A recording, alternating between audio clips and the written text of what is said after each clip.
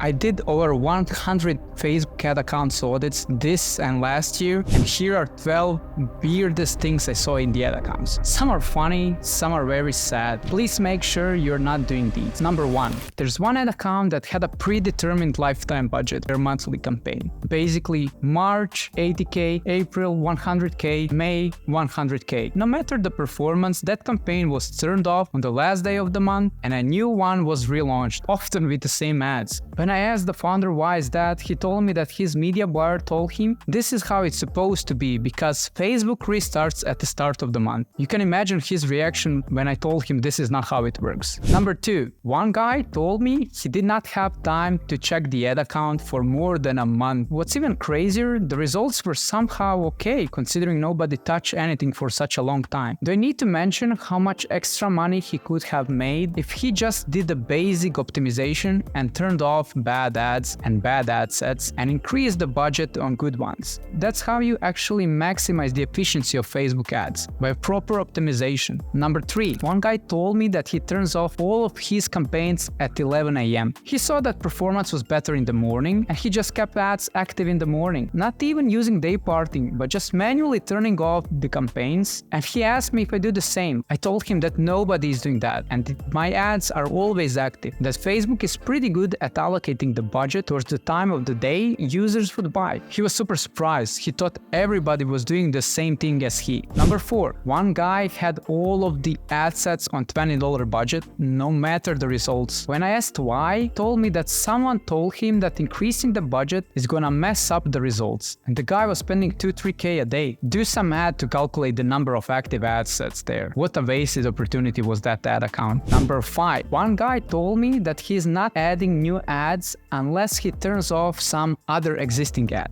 Basically, he had a fixed number of ads in the ad account he wanted active, and that's it. I believe the number was around 15 or 20. I tried to talk some sense to him and explain to him that he was actually limiting himself, but he had his own calculations and didn't want to make any changes. Number 6. One girl had a ROAS of 14. When I checked the breakdown by attribution settings, over 90% of the sales were coming from a view-through conversions. She didn't know what that even means. She told me that the brand has a super strong organic presence and community, which was driving a lot of the conversions, and Facebook was just claiming a lot of the sales due to the view-through attribution setting. No wonder Facebook did not have an impact on the overall results and the Shopify revenue because Facebook was not incremental at all. If you're an ecom brand spending at least 50k a month on Facebook ads, you want to make sure you're not doing these stupid mistakes, just apply for a free audit of your ad account below. Number 7. One guy launched his own campaign in the middle of our ad account management and reached out to me on Slack to tell me that he created a better campaign. When I asked him what he meant, he said that he brought down the CPC to under $0.2 compared to our over $1. When I checked the ad account, it turned out that he launched a traffic campaign. When I told him that's totally different campaign time and traffic campaign would always have lower CPC, but you would get people that would click but probably never end up buying.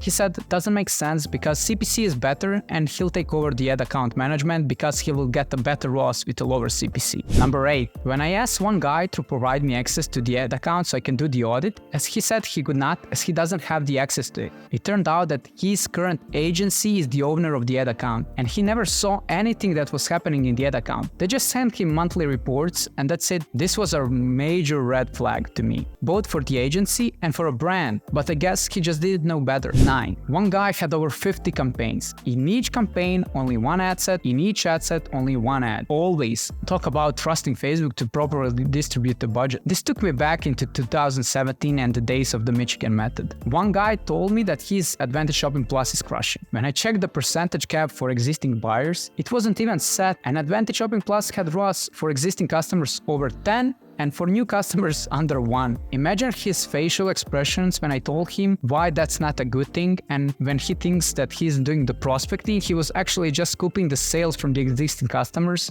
which would probably happen either way. A proof for that was a frequency over 9. Number 11. One girl had 6 ad accounts in total, which were spending maybe 3k a day. When I asked why, she said that her media buyer told her that he could not scale any differently and that he needed even more ad accounts to scale further. They need to mention that that all of these accounts could be part of just 3-4 different campaigns. Number 12. I was on a call with one founder. He said that his brand team is turning all of the ads after 3-4 weeks to refresh them, no matter the performance. What a blasphemy. I said that doesn't make sense at all, and he said that they care about the brand image and then don't want to look too salesy and annoying to their prospects. I expected them to be spending 50k a day, but it turned out they are spending barely 1k a day. If you want someone to check your ad account to make sure you're not using these dumb mistakes, apply for the ad account audit below. If you're not at that stage yet that you're spending 50k, just subscribe so you don't miss any entertaining content about Facebook ads.